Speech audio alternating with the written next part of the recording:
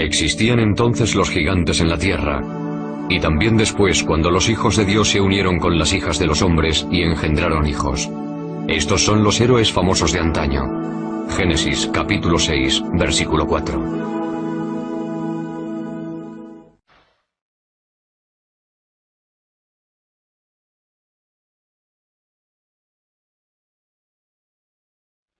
Gigantes.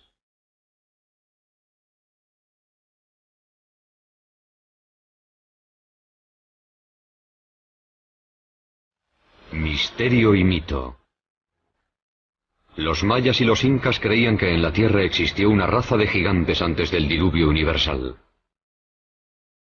igual que tantas civilizaciones antiguas. Para algunos eran dioses. Otros grabaron sus imágenes en piedra o escribieron historias sobre ellos. Griegos y romanos hablaron de sangre cayendo del cielo sobre Gea, diosa de la tierra, que parió a los titanes, una raza de gigantes.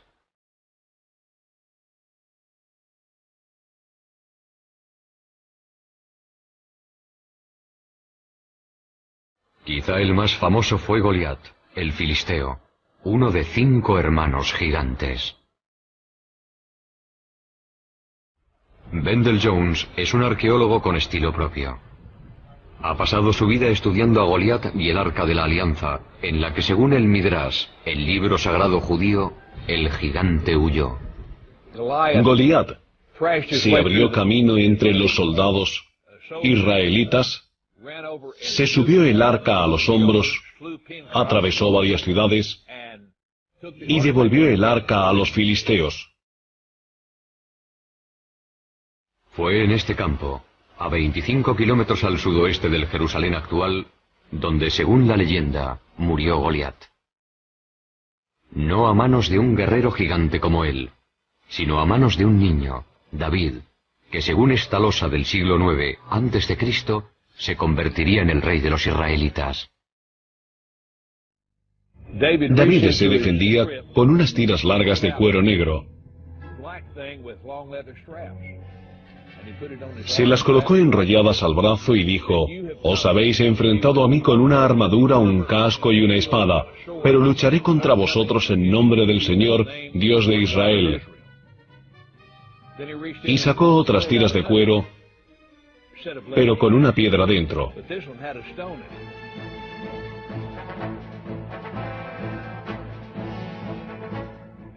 Y con las piedras de su honda, el pastor golpeó a Goliat.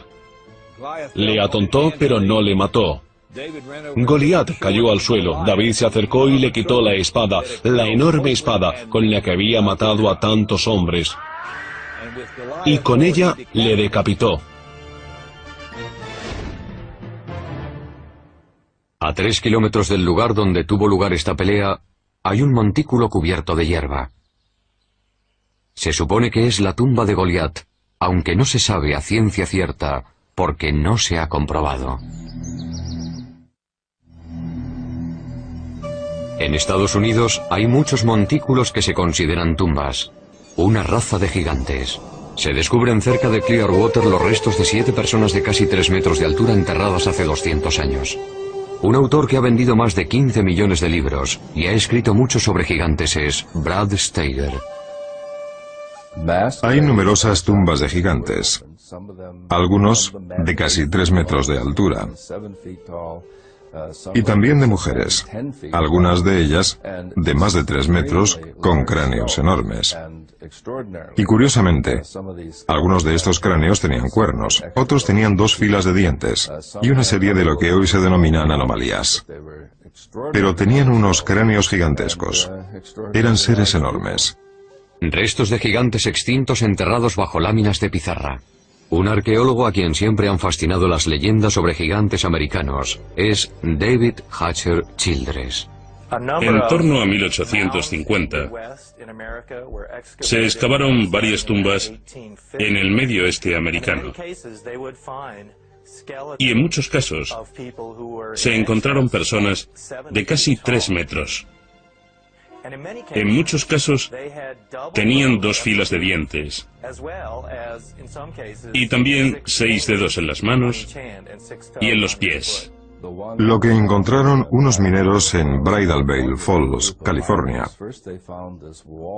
se trataba de un muro con jeroglíficos muy complicados. Creían que iba a haber oro detrás del muro. Lo derribaron y descubrieron una mujer con un niño cubiertos de pelo y de polvo.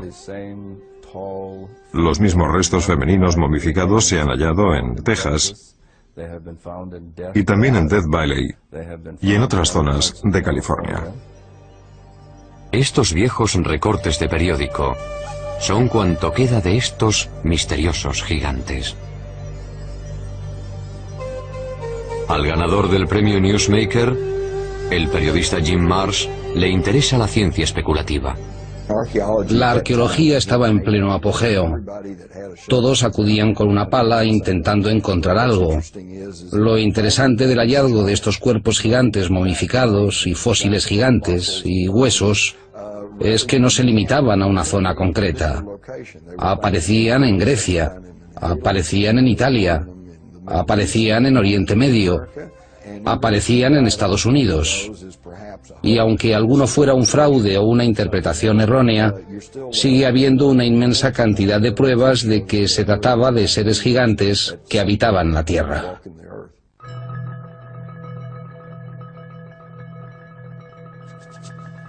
En 1912, los granjeros empezaron a llegar a esta cueva cerca de Lovelock, Nevada, en busca de guano de murciélago, un buen abono. Una vez dentro, se llevaron una sorpresa. Al cavar en los 4 o 5 metros de guano que había en esta cueva, empezaron a descubrir objetos muy curiosos. Había cestas con cebos para patos e instrumentos de caza y pesca en un lago cercano. Pero después descubrieron algo realmente extraño. Unos gigantes pelirrojos momificados. Estos gigantes medían casi 3 metros de alto. Muchos de ellos estaban momificados, como las momias egipcias. Tenían el pelo rojo y largo, hasta los hombros. Los granjeros estaban asombrados. No habían visto nada igual en su vida. Pero los indios Paiute, que vivían en la zona, sí lo sabían. De hecho, en 1883, Sarah Uyenemuka, una princesa Paiute, había escrito un libro llamado Vivir entre Paiutes. En el libro, hablaba de los gigantes pelirrojos que vivían cerca del lago, en esta cueva. Según decía, eran caníbales. La tribu devoraba a los muertos. Ellos lucharon contra mi pueblo. Mi pueblo recogió madera para tapar la entrada de la cueva. Después mi pueblo prendió fuego y les dijo: si no os rendís, moriréis. Pero no respondieron. Uno de los grandes misterios del oeste es, ¿qué fue de estos gigantes? De esta cueva se extrajeron casi 60 esqueletos. Hoy han desaparecido. ¿Puede tratarse de un encubrimiento arqueológico relacionado con los gigantes? Quizás solo se trate de una leyenda rural. O tal como se hace con los huesos de búfalo, pueden haberlos quemado para usarlos como abono. Sea cual sea la explicación, los restos de los gigantes han desaparecido. Pero a la vez, hay pruebas de su existencia por todo el mundo.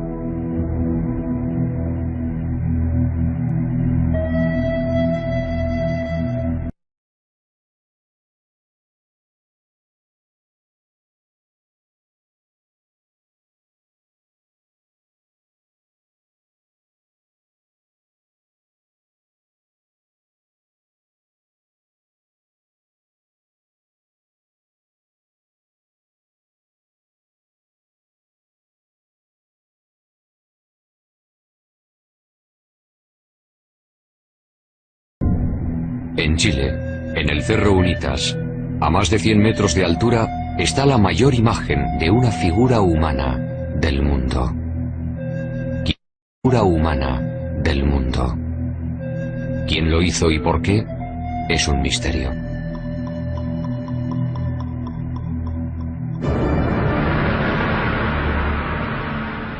Al otro lado del mundo, en el Reino Unido, otras figuras gigantes miran al cielo.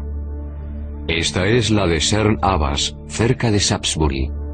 Grabada en piedra caliza, no se sabe en qué época, puede representar a Hércules, el héroe mitológico. A 240 kilómetros de allí está el hombre de Wilmington, con sus 90 metros de longitud. Emerge sobre la campiña inglesa como un dios gigante de otra era. En Gran Bretaña hay representaciones muy variadas relacionadas con los gigantes. Una autoridad sobre el folclore inglés y los gigantes de Gran Bretaña es Jennifer Westwood. En sus orígenes, Gran Bretaña estuvo habitada por gigantes. En aquellos tiempos se llamaba Albión. Y tras la caída de Troya, un héroe llamado Bruto vino con todos sus hombres y decidió conquistar Albión. Batallaron con aquellos gigantes salvajes y mataron a casi todos. Pero había uno, llamado Gog Magog, al que dejaron con vida, que medía 4 metros y luchó contra el duque de Cornualles, llamado Corineo. Fue una pelea con muchas alternativas. Gog Magog le rompió las costillas a Corineo, y este se indignó tanto que cogió al gigante de 4 metros y lo tiró por un acantilado. El gigante quedó destrozado contra las rocas, y su sangre las tiñó de rojo.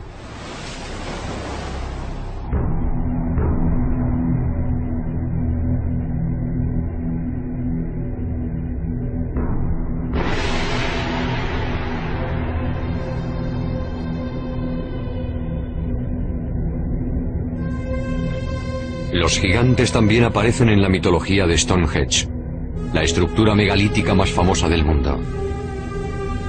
Estas inmensas piedras, la mayor de ellas de 10 metros de altura y 50 toneladas de peso, se erigieron hace miles de años. Los primeros británicos llamaban al círculo el baile de los gigantes, sus supuestos autores. ¿Quién construyó Stonehenge y cómo sigue siendo un misterio? Quizá la respuesta solo se encuentre en las leyendas. En el pasado pudieron disponer de otras tecnologías o de una capacidad mágica desconocida para crear estos monumentos.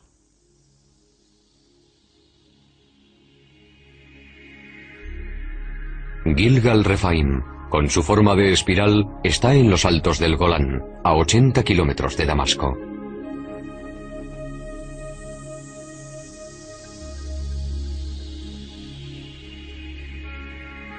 Construido con 40.000 toneladas de piedra, se parece enormemente a Stonehenge. A ambos se les atribuyen 5.000 años de antigüedad y tienen rocas megalíticas similares. Como Stonehenge, Gilgal se asocia con gigantes, si bien, en este caso, existen fragmentos bíblicos que apoyan esta teoría.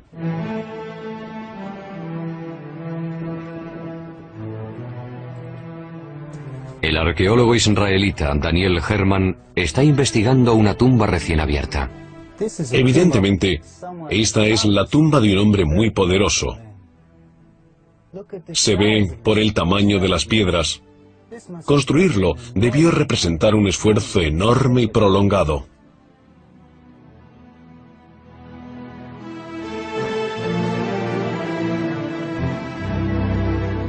Cuando los israelitas llegaron y escribieron su Biblia, ya estaba aquí. Y registraron este lugar, según ellos, gobernado por Og, rey de Basán. A Og lo describe así el libro del Deuteronomio. Pues Og, rey de Basán, era el único que de la raza de los Rephaim quedaba. Rephaim significa gigante en hebreo.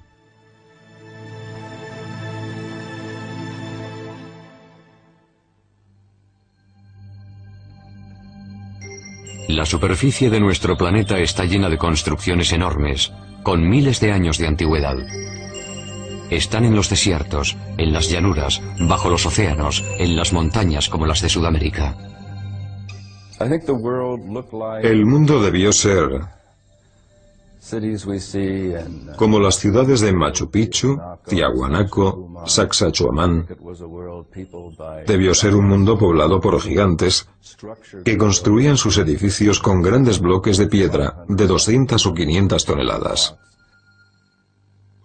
Ruinas de proporciones desmesuradas se encuentran por toda Centroamérica y Sudamérica.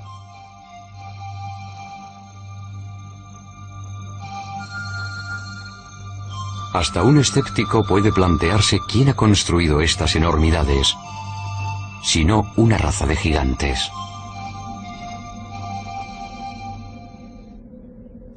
Las gentes de Malta creen que esta isla mediterránea fue el último reducto de los gigantes de Europa.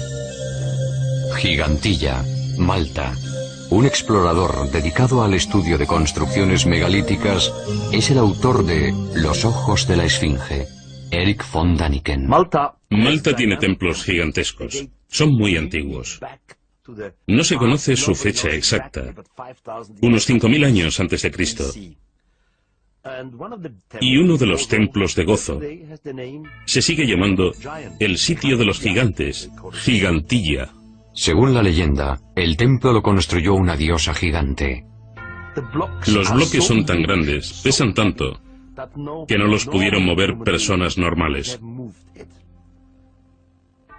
En Bolivia, a solo 30 kilómetros del lago Titicaca, hay unas enormes plataformas de piedra. La mayor mide 29 metros de largo. Se calcula que pesa 900 toneladas. Está situada a 4.100 metros de altura, en los Andes, sin árboles, madera, nada. No se puede transportar una plataforma de 900 toneladas sin troncos de madera. Incluso con troncos, sería muy complicado. Pero ahí están, se pueden ver, tocar, fotografiar, y no hay ninguna explicación posible. Los indios anteriores a los incas, los aymaras, no pudieron moverlas, así que, ¿qué son? ¿Para qué son? No se sabe. Por toda la Tierra hay objetos que quizá hayan sido hechos por extraterrestres, o con una tecnología nueva, o por gigantes. ¿ET? ¿Gigantes? ¿Una nueva tecnología? Hay quienes lo creen. Como el autor del libro Arquitectos del Submundo, Bruce Rax. Los arquitectos son la raza o razas que construyeron los megalitos y el mundo antiguo, las pirámides, Stonehenge. Son quienes nos precedieron, quienes habitaron este mundo antes que nosotros. Los hemos llamado dioses, los hemos llamado gigantes. Dejaron sus obras tras ellos y no hemos podido repetirlas, pero ahora sí, somos capaces de poder apreciarlas como es debido. En el Líbano, a 65 kilómetros de Beirut, están las impresionantes ruinas de Baalbek. Este lugar se menciona en el libro de Reyes del Antiguo Testamento. Baalbek en concreto es un buen ejemplo. Tiene un trilito, las piedras más grandes usadas jamás en construcción. Son tan grandes que no sabemos ni cuánto pesan. Las piedras se tallaron, se transportaron, se elevaron unos 10 metros y se colocaron tan juntas que no cabe ni una cuchilla ni una hoja de papel entre ellas.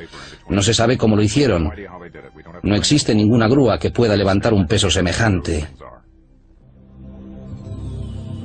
No se sabe bien. Pero según la tradición árabe, los primeros templos se edificaron aquí después del diluvio, para el rey bíblico Nimrod.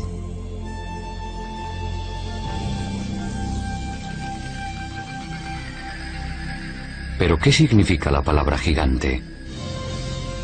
¿Son monstruos sanguinarios como el cíclope de la Odisea de Homero? ¿O los ogros gruñones de los cuentos infantiles?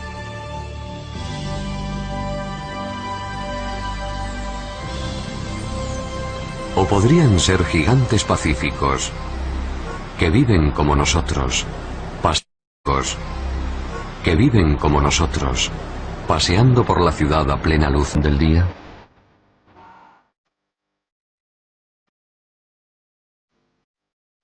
Hay dos tipos de personas que pueden considerarse gigantes. Hay gigantes genéticamente programados para ser altos, personas normales cuyos genes les llevan a ser muy altos. Y también hay personas que sufren algún tipo de desorden, el más común de los cuales, o el más conocido, es la acromegalia, una enfermedad producida por el exceso de la hormona del crecimiento. Una acromegalia tiene muchos efectos sobre el cuerpo. No solo genera personas excesivamente altas, también origina problemas potenciales en el esqueleto y en otros órganos internos.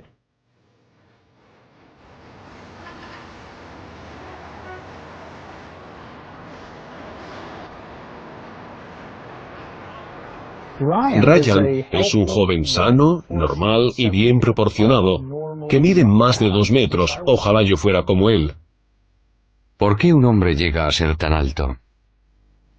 ¿Es hereditario, nutritivo o hay algo más? ¿Son los gigantes personas normales con una altura excepcional? ¿De dónde han salido? ¿Es posible que en un pasado remoto tuvieran antepasados gigantes? El doctor Marvin Antelman, científico premiado por el Instituto Weizmann, cree que tiene la respuesta.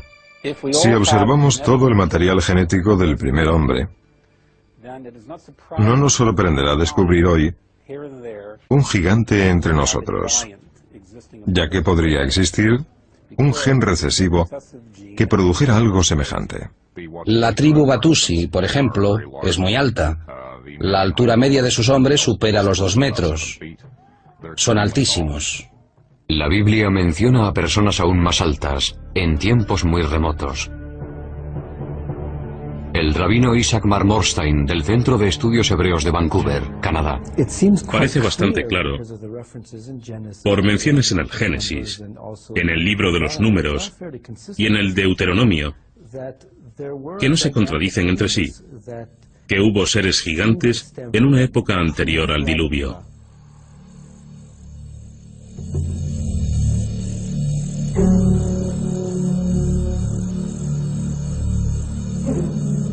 ¿Es posible que las condiciones medioambientales del pasado potenciaran el desarrollo de gigantes? Por restos fosilizados, sabemos que algunas especies, como los dinosaurios, eran mucho más grandes que las actuales. Un defensor de esta polémica y arriesgada teoría es el Dr. Carl Bo. Una expresión genética óptima implica que el mejor ADN del organismo se expresa gracias a las condiciones atmosféricas favorables. Según demuestran los fósiles, árboles como la secuoya gigante californiana eran antes mucho más grandes. Según una teoría, las condiciones medioambientales del pasado favorecían el gigantismo.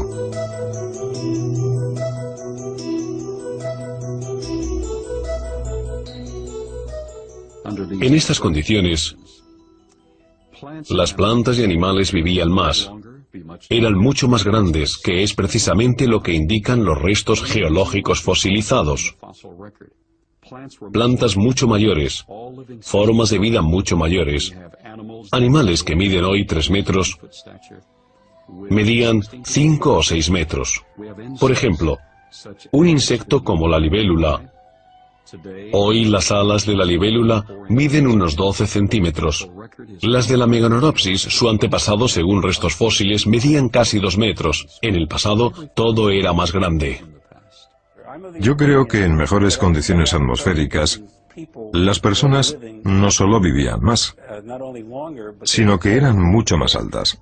Los gigantes y dinosaurios no podrían ser hoy como en el pasado, porque las condiciones atmosféricas no lo permiten.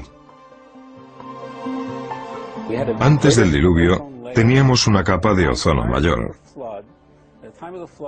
Con el diluvio se redujo a la séptima parte de lo que había sido. Por tanto, la vida terrestre actual no tiene la misma esperanza de vida que tenía entonces. Una capa de ozono más fina implica una menor protección frente a la radiación iónica del espacio y en especial para las plantas y para los animales. Mi interés por las condiciones primitivas de la Tierra, después de 35 años de investigación de esos parámetros, me ha llevado a reconstruir el contexto. Para ello, nuestros ingenieros han recreado una biosfera en la que se duplica la presión atmosférica, se incrementa la energía electromagnética y el nivel de oxígeno, pero no el nivel de toxicidad porque no hay radiación ultravioleta. Nuestros experimentos han sido realmente gratificantes.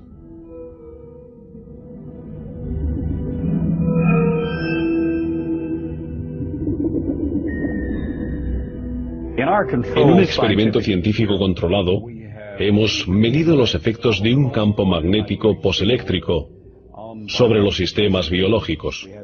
Tenemos pirañas pacúes que hoy en día alcanzan este tamaño a los 3 años y medio, en condiciones óptimas.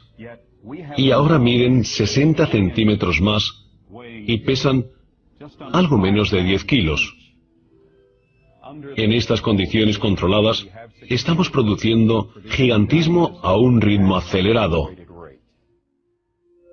Aparentemente, el proyecto parece interesante, aunque por ahora no lo hayan duplicado otros científicos. La conclusión es que la leyenda parece cierta,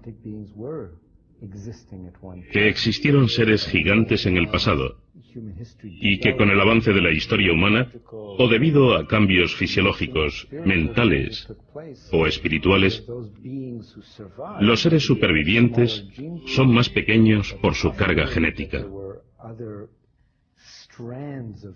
Pero la posibilidad de que existieran otras subespecies humanas parece establecerse claramente en la Biblia. En el libro de los Números se dice que Moisés, tras vagar por el desierto con su pueblo, envió a sus hombres a buscar un lugar de asentamiento. Estos llegaron a Hebrón. Al volver le dijeron: allí vimos ciertos monstruos hijos de raza de gigantes que en comparación con ellos parecíamos como langostas.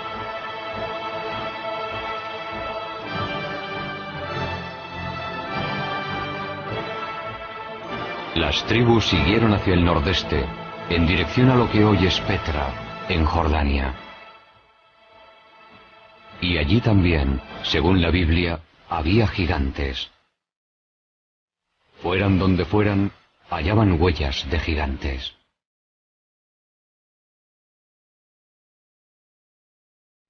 Según las Escrituras, en el pasado hubo gigantes en la tierra.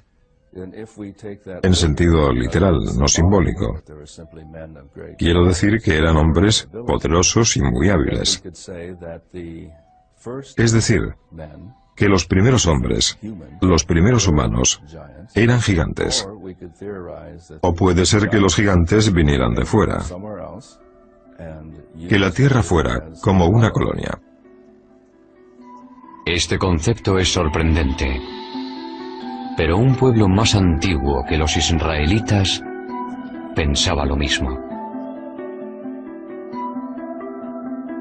Escribieron que los gigantes eran seres celestiales, no terrestres, que venían de otro planeta.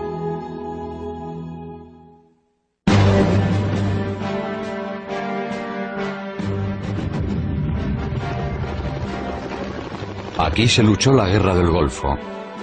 Hoy se llama Irak. En el pasado surgieron aquí varias grandes civilizaciones. Una de ellas, Babilonia, fue legendaria por su riqueza y su esplendor.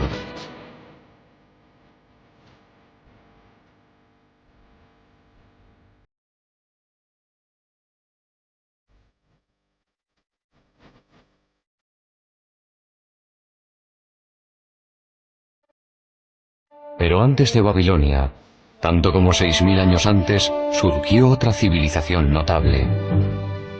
Eran los sumerios, que poseían una civilización enormemente avanzada. Fueron los precursores de numerosos logros posteriores. Enormemente avanzada. Fueron los precursores de numerosos logros posteriores. Tuvieron el primer congreso bicameral, la primera escritura, las primeras escuelas. Bueno, la lista es interminable. Y nos preguntamos, ¿de dónde salió todo aquello? Creo que hay que ir a los primeros sumerios y escuchar muy atentamente sus palabras, porque lo que dicen, no solo una vez, sino en muchas ocasiones, es que su civilización proviene de unos seres que llegaron de los cielos a la tierra. Los llamaban los Anunnaki. Los sumerios escribieron su historia en tablas de arcilla, que pasaron medio siglo olvidadas en un museo de Berlín. Pocos han logrado descifrar este antiguo lenguaje. Uno de ellos es Zecharia Sitchin. El legado textual y pictórico recibido de los sumerios hace 6.000 años describe un pueblo que venía de un planeta llamado Neberu. Y según muchas de las imágenes, eran altos, como un tercio más que el ser humano medio. Eran gigantes. Este sello cilíndrico de un museo de Berlín es sorprendente por varias razones. Muestra nuestro sistema solar con el Sol en el centro y los planetas a su alrededor. Un hecho que se descubrió en Europa hace solo 300 años. También está el planeta Plutón, que no se descubrió hasta 1930. Además aparece otro planeta que los sumerios llamaban Neberu, y del que venían, según ellos, los Anunnaki o gigantes celestiales. Si miramos las tres figuras que aparecen aquí, parecen del mismo tamaño. Pero teniendo en cuenta que este es un dios y que está sentado, si se observa desde la rodilla a la cadera, se descubre que mide más de 3 metros.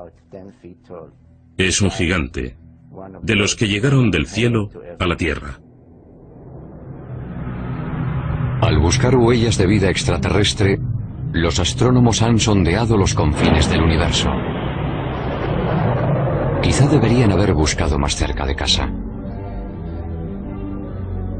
Porque en nuestro sistema solar se ha detectado una misteriosa estrella cerca de donde los sumerios situaban a Neberu, planeta de los Anunnaki. Para los creyentes es la prueba concluyente de que los gigantes celestiales existen.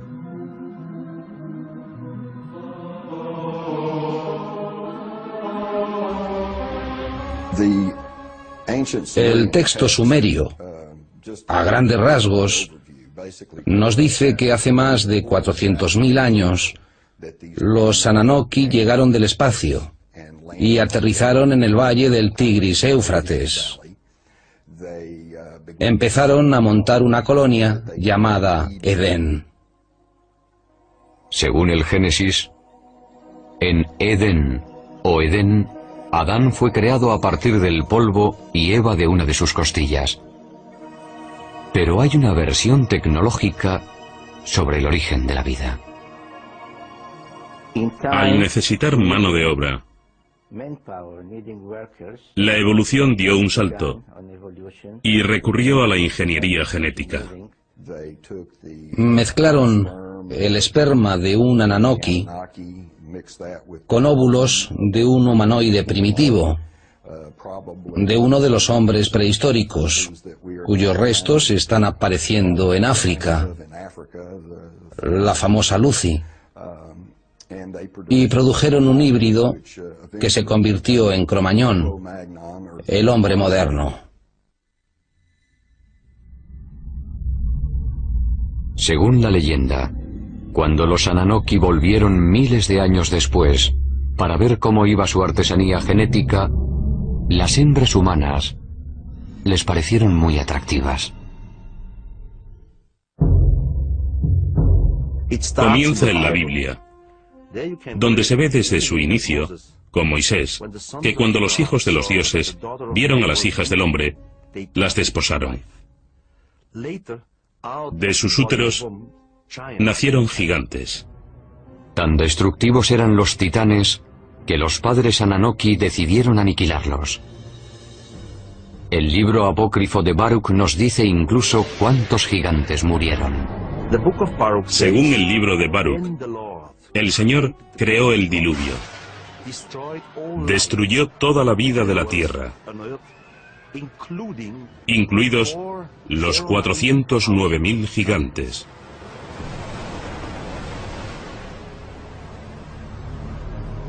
Según parece, algunos titanes sobrevivieron. Pero su reinado en la Tierra se acabó y los humanos se convirtieron en la especie dominante. Pero los gigantes viven en nuestra memoria, como algo arraigado desde el principio de nuestra existencia. Para algunos es más que un simple recuerdo. Quizás son los que nos informan de un número creciente de gigantes saliendo de los ovnis. Estos creyentes aseguran que los Ananoki, o gigantes celestiales, van a volver. En los últimos 10 años, han aumentado los avistamientos de ovnis con ocupantes gigantes. La antigua directora de la Asociación Británica de Investigación de OVNIs, Jenny Randall, conoce estas estadísticas. Al analizar 15.000 encuentros, los gigantes cada año se mencionan más, desde 1965 en adelante. Y recibimos muchos más informes sobre gigantes hoy que hace 30 o 40 años. Los libros apócrifos de Enoch tienen más de 5.000 años de antigüedad.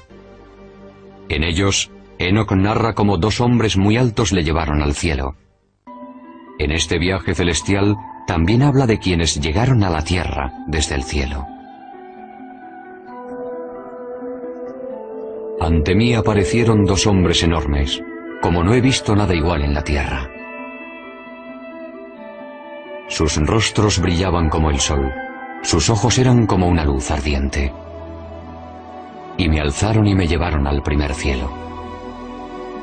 Y vuelan con sus alas y van de un planeta a otro.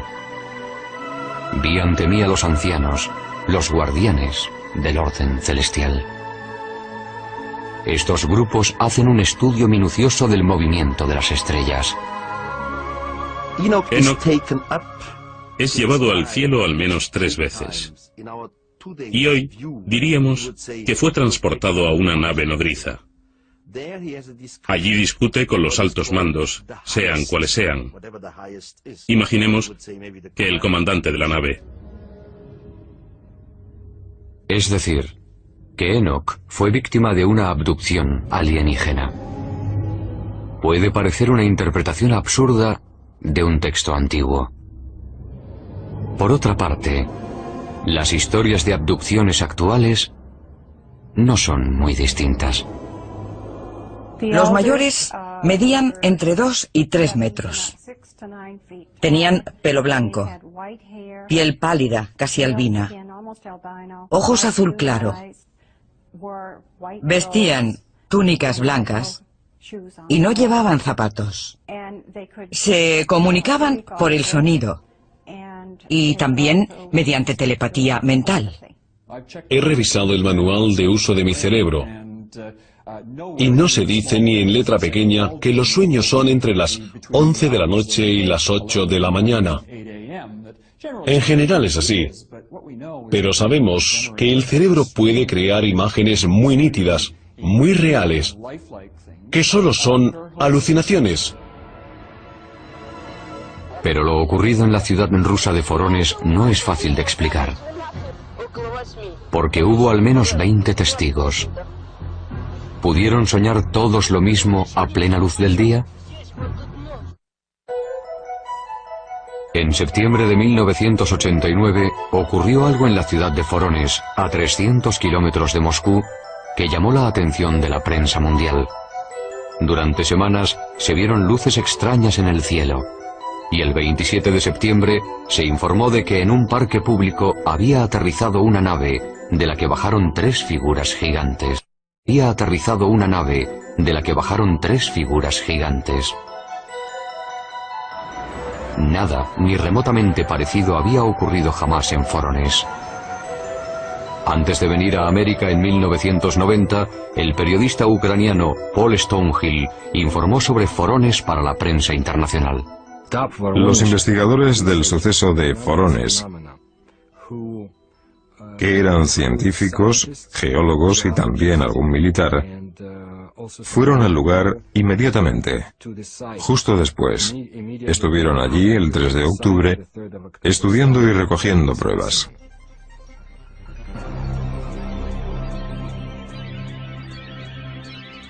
El encuentro causó sensación en la televisión nacional y en la prensa internacional.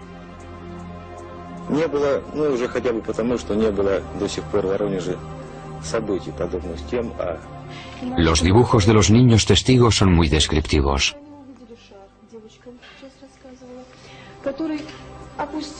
Llamó la atención de la prensa mundial porque lo confirmó TASS, la agencia de prensa soviética, que hasta entonces no daba credibilidad a estos asuntos.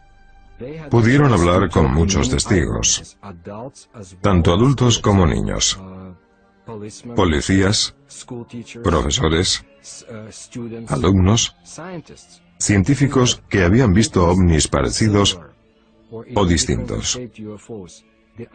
La cuestión era que unos seres gigantes salidos de una nave extraña, después de investigar en Vorónezh, habían vuelto a su nave y se habían ido.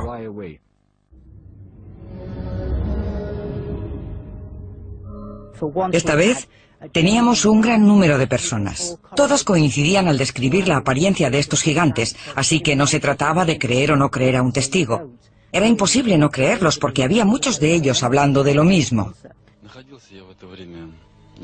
Yo estaba en el Parque del Sur, cerca de la carretera, y vi un objeto volador a una altura de entre 200 y 250 metros. Se quedó a la misma altura, sin moverse horizontalmente. Eso me interesó mucho, porque no podía ser un globo meteorológico. Hubo un chirrido, como una perforadora en plena tarea, quizá haciendo un agujero en el suelo. Las criaturas salieron de la nave. No parecían personas normales, eran mucho más altos. Tenían hombros, pero no vi la cabeza. Era enorme, muy grande, más que nosotros. Parecía muy fuerte.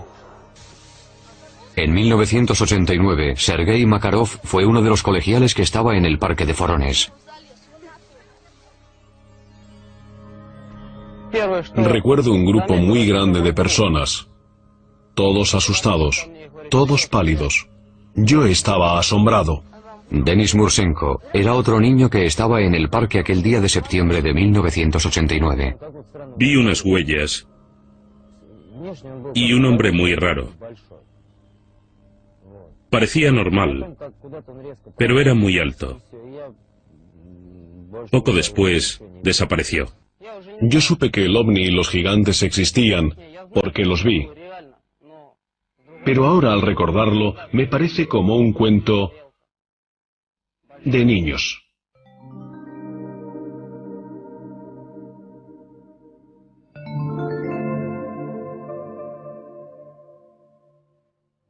Lo que vemos hoy es lo que se ha visto a lo largo de la historia, no es nuevo.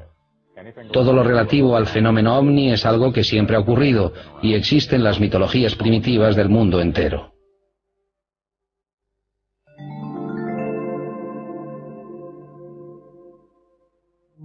Están las leyendas. Y también existen pinturas rupestres de seres gigantes y pisadas. Yo creo que existió algo en el pasado, y este algo era mucho mayor que los humanos. ¿Eran realmente nuestros padres? Eran los patriarcas que nos precedieron, mencionados en las leyendas, los gigantes del Olimpo, nuestros antepasados.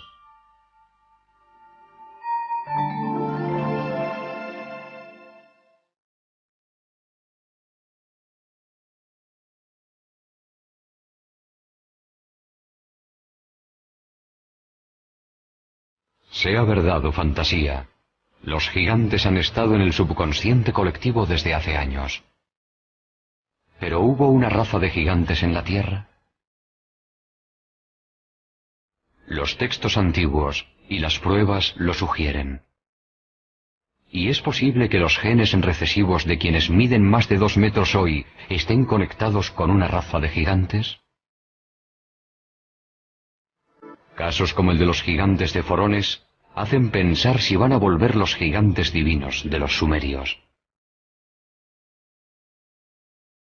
Pero sean reales, imaginarios o alegóricos, una cosa es cierta. El misterio y el mito de los gigantes nos acompañará durante mucho tiempo.